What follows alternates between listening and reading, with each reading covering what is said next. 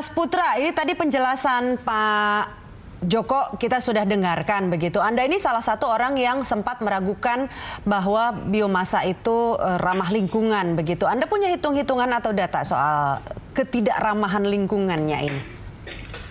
Nah, jadi kalau berbicara biomasa, ada dua cerita besar sih yang memang bahkan dunia internasional belum bisa menjawab, Mbak Rike. Jadi pertama, ada orang yang benar-benar meragukan apakah kalau kita bakar biomasa ini, emisi tersebut 10 tahun atau 20 tahun akan hilang. Ada versi yang seperti itu. Tapi saya rasa buat Indonesia juga pertanyaannya lebih ke arah bagaimana mengadakan dari biomasanya sendiri.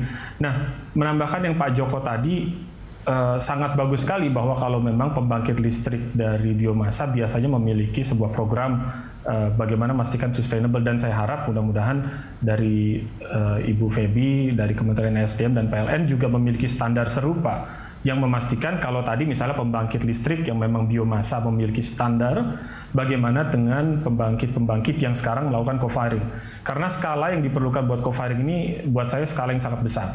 Jadi kalau kita ingin meningkatkan kapasitas Indonesia sebesar itu, kita harus benar-benar memastikan dari SDM dan juga dari PLN bisa memastikan sourcing-nya itu benar-benar tidak merusak lingkungan. Nah, satu hal lagi yang saya mau tambahkan, mungkin nanti Pak Joko atau Bu Feby bisa nambahkan.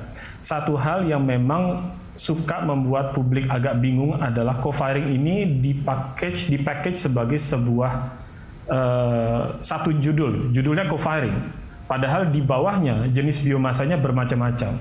Jadi Pak Joko tadi mungkin memaparkan ada hutan tanaman energi. Terus di dalam rencana ada juga bilang palm kernel shell, cangkang kelapa sawit. Ada juga yang bilang bagaimana kalau kayu karet kita replanting terus kita jadikan biomasa. Ada juga yang bilang misalnya gabah dan sebagainya. Dan ada versinya dari sampah jumputan gitu ya, dari sampah kota. Sehingga ketika publik memahami berita co-firing ini, alangkah lebih baik kalau memang benar-benar bisa dispesifikkan. Karena masing-masing ini punya tantangan yang sangat berbeda-beda, Mbak Rike. Jadi kalau kita berbicara sampah, misalnya saya kasih contoh sampah misalnya. Fasilitas yang ada sekarang misalnya di Cilacap itu prosesnya sekitar 120 ton per hari. Nah, pada waktu bersamaan, baru-baru ini PLN menggantikan rencana, salah satu rencana di Tangerang gitu ya, mau menggunakan proses yang serupa. Nah, berbicara sampah ini agak sedikit buat kami juga membingungkan. Karena apa? Proses yang terjadi di Cilacap misalnya, untuk membuat pabrik sebesar 120 ton aja diperlukan lahan 1-3 hektar. Kalau mau melakukan hal yang serupa di Tangerang, misalnya di Tangerang, untuk kapasitas sampah 2000 ton, kita bisa hitung aja berapa hektar yang kira-kira lahan akan diperlukan.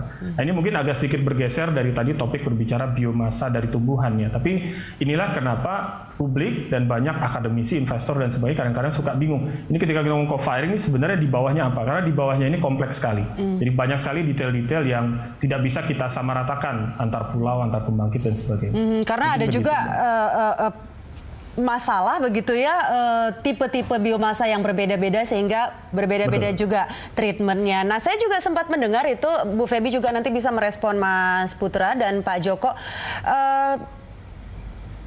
Mayoritas itu boiler yang dimiliki oleh PLN itu tidak bisa mengakomodasi semua tipe biomasa, hanya biomasa tertentu saja yang bisa diakomodasi oleh boiler yang ada. Enggak, sebetulnya bisa, Bu, bisa, semuanya itu bisa, hanya lalu jumlahnya yang berbeda. Nah, jadi kalau tadi yang dipertanyakan oleh Pak Putra itu sebetulnya saya udah membuat ya, maybe itu udah membuat peta kebutuhan biomasa yang menyangkut dengan PLTU maupun menyangkut dengan PLTD. Itu kita udah buat petanya, Bu. Kita udah buat petanya tentang potensi yang bisa mensuplai. Jadi kita siapkan sampai yang PLN rencana tadi disebutkan sampai 9 juta ton kebutuhannya per tahun, juga menggantinya PLTD, itu peta udah kita buat dan kita udah bisa menghitung di mana saja itu bisa diambil biomasanya sumbernya. Jadi itu mungkin di saya sudah saya buatin, mungkin juga kemarin kita sudah membuat, Bu, sebetulnya maybe ini kemarin kita bikin fokus grup bisnis yang kita memetakan kebutuhan PLTU di Jawa itu seperti apa untuk co-firing, di mana saja, dan kita potensi-potensi kita yang punya. Apakah itu dari perhutani, apakah itu dari PTPN, apa itu dari sawit rakyat, apakah itu dari Sangyang Seri, itu kita udah buat. Bahkan saya sudah nambahkan semua tipe biomasa itu biomasa ada semua kita buatin. Oke. Nah, saya coba ke Ibu Feby dahulu, itu mungkin bisa merespon Bu bagaimana kemudian memastikan soal sustainability-nya ini? Ya. Untuk sustainability, makanya mungkin tadi saya menyampaikan ya, untuk bahan baku co-firing ini memang beragam sebenarnya. Jadi kalau saat ini kita mungkin memanfaatkan limbah-limbah yang ada, tetapi untuk sustainability ke depan mau tidak mau memang ada tanaman yang memang kita dedikasikan. Jadi hutan tanaman energi itu memang harus ada, jadi memang kita manage setiap waktu untuk kemudian bisa mensuplai kebutuhan dari co-firing ini. Jadi kita juga sudah melakukan koordinasi dengan APHI, dengan perhutani, kemudian juga dengan KLHK untuk melihat lahan-lahan yang bisa kita manfaatkan. Kalau kita melihat HTI ada kurang lebih 200.000 hektar, kemudian juga ada lahan-lahan suboptimal, lahan-lahan kritis yang bisa kita manfaatkan. Termasuk juga reklamasi untuk lahan-lahan tambang. Nah, ini juga kita identifikasi untuk kemudian bisa kita manfaatkan untuk hutan tanaman energi. Nah, kemudian tadi yang disampaikan oleh Mas Putra terkait dengan sampah ya, yang untuk bahan bakar jemputan atau RDF atau SRF, benar untuk pemanfaatan co-firing di PLTU, feedstocknya itu memang tertentu. Jadi bahan organiknya itu memang harus lebih besar. Kalau yang kita melihat yang di Cilacap itu RDF-nya itu memang tidak kompatibel untuk PLTU. Itu lebih kepada industri-industri seperti industri semen.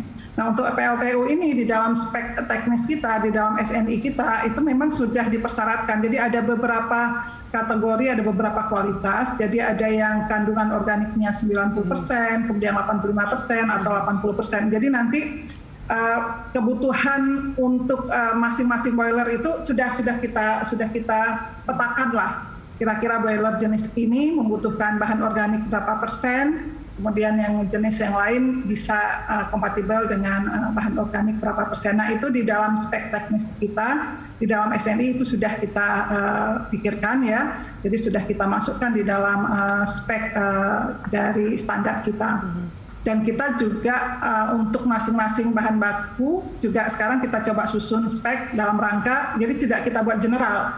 Mengapa? Karena kita untuk menjamin bahwa bahan biomasa yang akan kita gunakan itu benar-benar sesuai dengan spek boilernya yang di PLN.